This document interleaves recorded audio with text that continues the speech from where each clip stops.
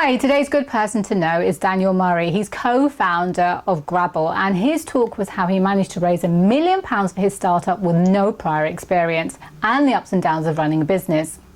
Daniel did what most people do. He jumped on the bandwagon of something that was successful, hoping that he would do well. He did do well, only he and his co-founder were miserable.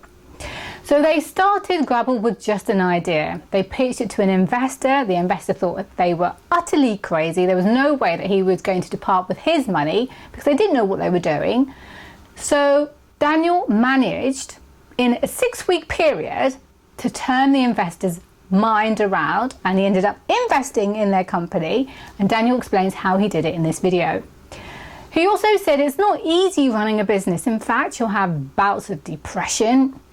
You have really, really low times, but he says there's one thing that you have to do in order to be successful, and that's you've got to do it for the right reasons, because only then will you jump out of bed every morning and motivate your team. So I hope you enjoy this video, and thank you for watching. I went back into the world of advertising in an agency, and I created my own product. I did a pitch for a client one day, and I was talking about how they should be printing. They were working with students, and they should be printing adverts on playing cards because students love drinking games, and just put them all over Wetherspoons, all over the country. And it was great. They didn't have a supplier, so I was like, it's fine. I'll set up a business and I'll make it. It's pretty easy to do the design for. It's fairly easy to get clients paying for it. It's really easy to produce in China. What's not that easy is when it turns up at your office in 7 lorries. And if you haven't thought about the whole process from start to finish, you realize you're a bit of a moron. When you're running a business, you learn things you're good at, things you're bad at, and things you're downright pathetic at. I got my best friend Joel, who I went to Nottingham University with, to do a daily deal site with me, because daily deal sites were all the rage and everyone was doing it. So why not just jump on a bandwagon, right? That seems like a good way to start a business. When you hear entrepreneurs talking about how great everything is, let's just be really clear, it's not.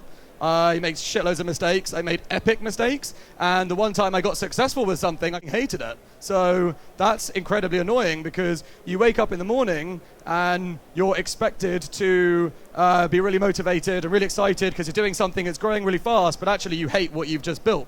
And you should do something that you take passionate and pride in. Don't start a business for the wrong reasons. My ego is nothing about money. I actually really don't care about money very much. I'm totally motivated by people thinking I'm doing something cool.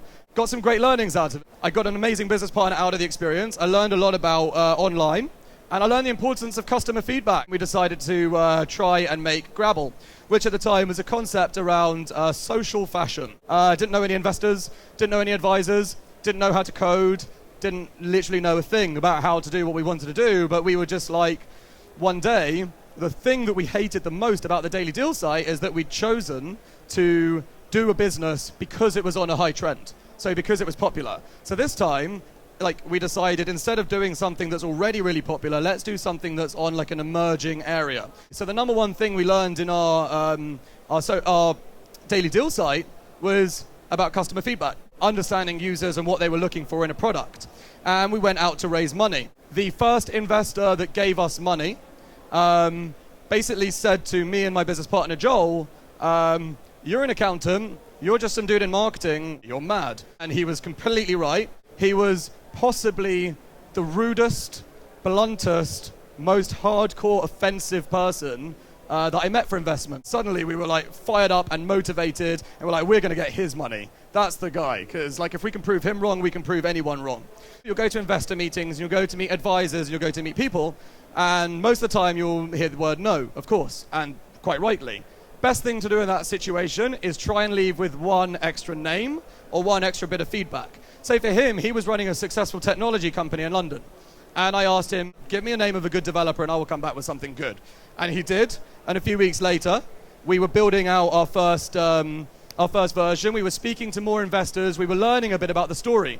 So an interesting thing about pitching for investment is you've got to have a good story. We went back to the same investor, and this time he said yes, because when we walked into his office, he was like infuriated. He was like, Jesus Christ, I told you to. No. And we just nailed him hard with a story, showed him the product we'd built in 6 weeks with a developer, and he was just really impressed with our tenacity. It had proven to us that a no isn't a no, it's a challenge. So you got to come back and you got to show your worth, I think the only way to be an entrepreneur is to be super sunny and positive the whole entire time, which is bullshit because, by the way, like, you get super depressed and really vulnerable and you feel really crap about yourself because of all the feedback you get. But if you can turn it into something good and meaningful and come back with a better perspective, taking on feedback, you'd be amazed how impressed people are by that.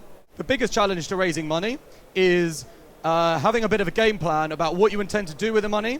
In investment terms, they call it lily pads. So you got to know what your next lily pad is, where's your next step essentially. So you set your own milestones with your investor, and you set your own milestones based on where you think you need to get to next, and be honest about it. We raised £350,000 over the course of a year in little chunks. Don't recommend that. If you can raise a bit more than little chunks, then do.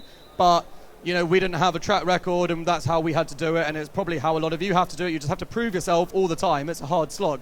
That's £350,000 in a year had basically gone on development, technology. We constantly said, like, our customers aren't coming to the website because we don't have that feature. Ah, yes, let's build that feature because that's why the customers aren't coming. We got to a point after £350,000 where we had £8,000 left in the bank, and we had to have a really hard conversation with our team. We've come up with this little idea for this little hack of an app, the Tinder for fashion idea, so swiping fashion products. We've killed all the features on our website, and it just does that.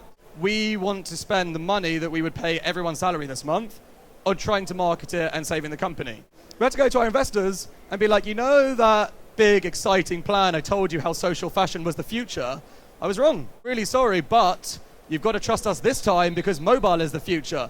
So obviously, as you can imagine, most of our investors are like, great, you've burned through your cash, you're idiots. No, you can't have any more cash. If you think mobile is the future, prove it. We did what is known in the tech world with a massive cliche as the pivot. So that is changing your business from one thing to the other in a completely drastic way. There is no right or wrong way to manage that scenario. If we'd have waited 1 month later, I'd have been out of business and I wouldn't have been running Grabble. If we were a little bit too early, then we probably wouldn't have been into the pressure of running out of money. The running out of the money was the number one pressure that made us have to change. Sometimes you catch a break, and we trended at the number 2 spot in the UK, and we received over 10,000 tweets in a night about our Tinder for Fashion app. We were able to go back to all of our investors immediately and say, you're going to run out of your shares in this company. We're now a mobile company. Like, yesterday we were a social commerce company, but today we're a mobile commerce company. How exciting is that? And look at us on the App Store. PS, put your money in today because we're literally going to go under. And they did. And the thing is, once you're hot, you've got to strike. And we had one investor really keen to put money into our business, but we'd already raised around, at that point, £750,000 for our app, which we raised in a month because it had got so much publicity. And we had one investor who was just desperate to put our money in, and we were just toying with him because we were like, well, let's see what we can get out of it. And he was like, well, if I give you a billboard in Piccadilly Circus on Christmas Eve, will you say yes? And we said yes. When you do get that pivotal moment, milk the shit out of it. You've worked super hard. Why not be cheeky? Why not ask for one extra thing? In fact, if you don't ask, you don't get. And if you're going to be a good entrepreneur, you've literally just got to ask all the time. Be that really annoying person who's so cheeky that you just have that half the people say no and half the people open windows for you. You just don't know if you don't ask. So hiring is one of the biggest challenges. And the only way to hire a good team in London or any exciting city, a modern city, is to share a strong vision and be really passionate and be really open. We're really, really honest with our team. This is what we're terrible at. This is why hiring you will solve these problems for us, because I am nothing without you. And that kind of sell to someone who's joining the company is the only way to get people to want to work with you rather than for you. To be really, really clear, it took me 1 year to get to 2,000 users on the old product, and that's why we were going to die. Now we do almost that every single day because we were backed against the wall and we had to do something completely different.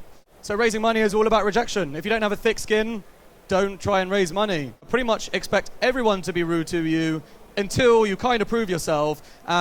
It's a really interesting part of the challenge because they want to see how you react to that, is if they have the right attitude towards challenge. So you need to be accepting of any challenge. You need to accept that all your friends kind of think you've done something crazy and stupid and it's never going to work, and they kind of bitch about you behind the back, but actually when you're successful they're like, no, I said you were going to be great always. So take criticism well.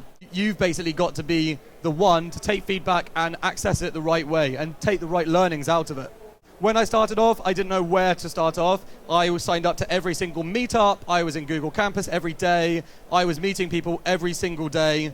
I was literally restless. There was not a single day, morning, day or night, that I wasn't booked out, and weekends I was just working. Just constantly nag, constantly ask people for help. As long as you've been through the pain that they've been through, they'll always help you out.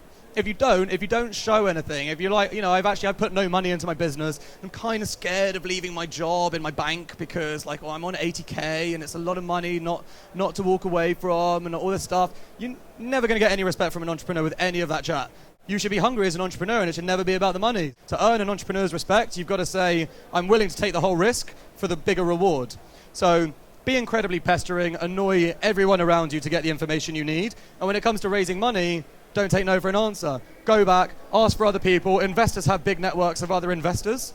So absolutely say, okay, it's not for you. Do you know any investors that this would be for? Really good skill is asking, okay, if the answer's no, what would it take for me to do for it to become a yes? It's really lonely at the top. And when you are on a high-speed growth path, it's incredibly stressful. And you'll have loads of ups and downs. And you'll probably go through a few bouts of depression. And I certainly have. And I don't think it's anything to be embarrassed or afraid of. It's just human nature, and it's the reality. So if you're constantly every day still striving for the thing you set out to do and trying to achieve your ambition, but you fail along the way, you'll find yourself much happier than trying and succeeding in a business that someone else has pushed upon you because it's their agenda. So make sure you're honest to yourself and make sure that you're happy, and actually your story with investors will come and you'll be able to raise more and more money. So now, if someone says no to you, maybe you should take a leaf out of Daniel's book, turn it into a challenge, be determined as ever to win them over, because maybe you will. I hope you enjoyed this video. Please subscribe to see more, and thank you for watching.